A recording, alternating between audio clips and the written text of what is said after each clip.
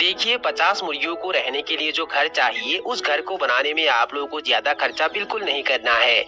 अगर आप लोगों के घर में कहीं खाली कमरा पड़ा हुआ है तो आप लोग उस कमरे में भी 50 मुर्गियों को रख सकते हैं, और अगर नहीं है तो 50 मुर्गियों को रहने के लिए 10 बाय 10 का एक साधारण सा घर का निर्माण कर सकते हैं। देखिए उस घर को बनाने में आप लोगों को ज्यादा खर्चा बिल्कुल नहीं करना है।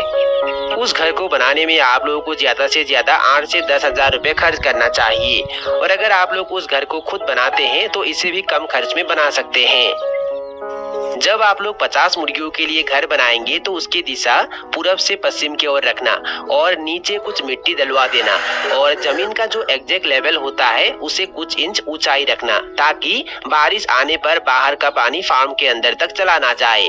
और मुर्गियों को धूप से और बारिश से बचाने के लिए छत पर आप लोग टीन के जगह पन्नी का इस्तेमाल कर सकते हैं। देखिए अगर आप लोग टीन खरीदने जाएंगे तो आप लोगों का खर्चा ज्यादा हो जाएगा, इसलिए आप लोग कम खर्च में पन्नी का इस्तेमाल कर सकते हैं।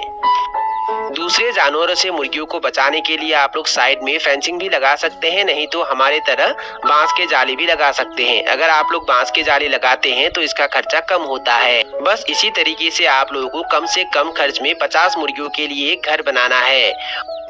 जब घर के निर्माण का काम हो जाएगा तब आप लोगों को उस घर को अच्छे से लिपाई पुताई करना है, और जब वो अच्छे से सूख जाएगा तब आप लोगों को वहां चून पानी छिड़कना है और B904 स्प्रे करना है, और उसके बाद ही आप लोगों को वहां मुर्गी डालना है। मुर्गी आप लोग बड़े मुर्गी भी डाल सकते हैं या छोटे चूजे भी डाल सकते हैं। अगर आप लोग बड़े मुर्गी डालेंगे तो वो जल्दी अंडे देगी, पर उसका खर्चा ज्यादा हो जाएगा, इसलिए मैं आप लोगों को यही सलाह दूंगा कि आप लोग छोटे चूजे खरीदे। अगर आप लोग छोटे चूजे खरीदते हैं तो आप लोगों का खर्चा भी कम होगा, और उन चूजों को बड़ा करते समय आप लोगों को सीखने को भी बहुत कुछ मिलेगा।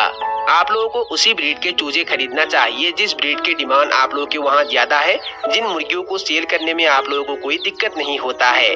और आप लोगों को मांस के पर्पस के लिए मुर्गी पालना है या अंडे उत्पादन के लिए, और उसका निर्णय भी आप लोगों को पहले ही लेना है।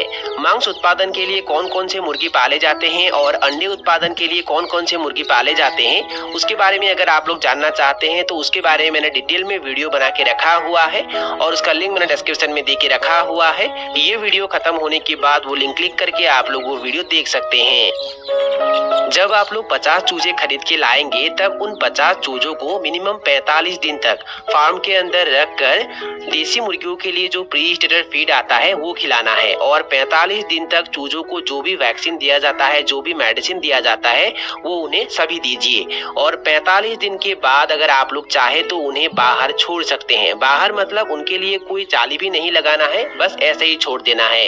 50 मुर्गियों के लिए जाली नहीं लगाने से भी चलता है, पर आप लोगों के वहाँ अगर कोई दिक्कत है तो आप लोग जाली लगा सकते हैं।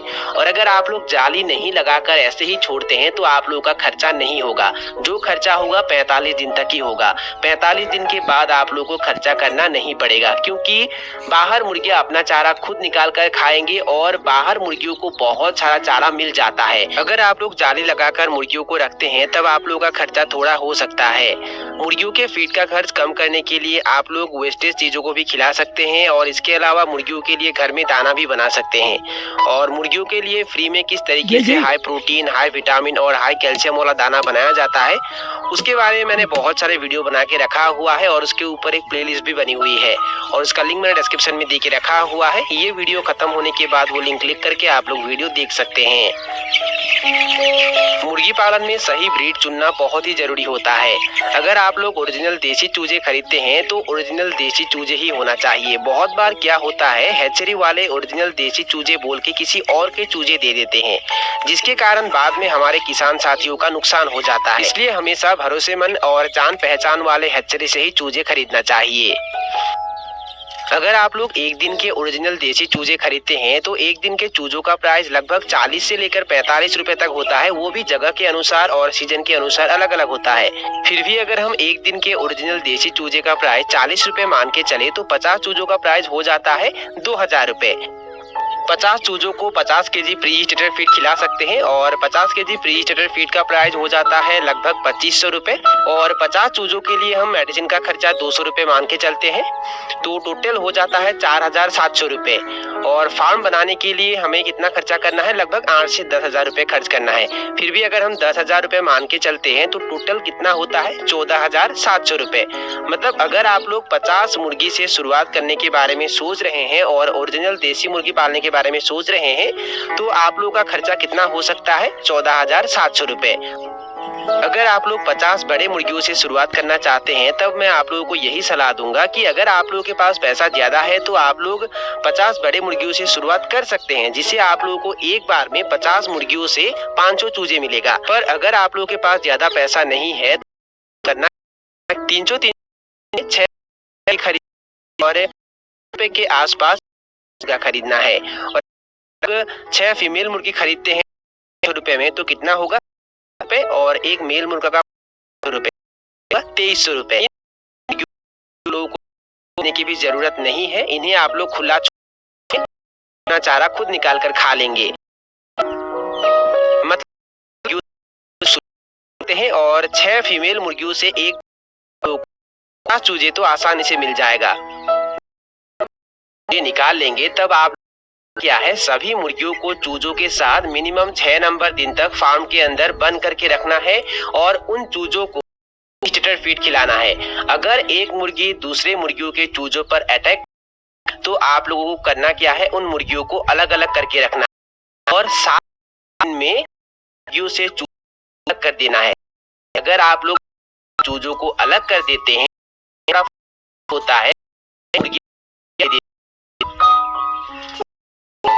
और जब आप लोग मुर्गियों से चूजों को अलग कर दें, आप लोगों को करना क्या है, उन चूजों को 20 नंबर दिन का बल्ब लगा के अच्छे से है और 20 नंबर दिन आप लोग चाहे तो बल्ब निकाल सकते हैं और मिनिमम 40 दिन तक उन्हें फार्म के अंदर ही रखना है और उसके बाद ही उन्हें बाहर छोड़ना है।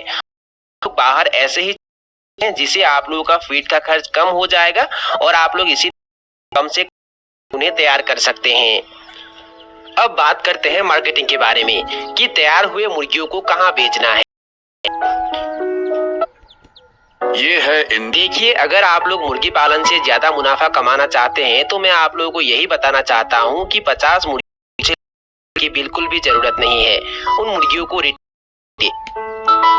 जो लोग 1-2 मुर्गी खरीदने आते हैं उन्हें एक अच्छे दामों में मुर्गियों को बेचकर एक अच्छा मुनाफा कमाते हैं और 50 मुर्गियों करने के बाद उसमें से कुछ हिस्से आप लोगों को अपने खर्च के लिए रखना है और बाकी के पैसा फिर से इन्वेस्ट कर देना है, यानी और ज्यादा है। इसी तरीके से आप लोगों को स्टेप बाय स्टेप आगे बढ़ना है।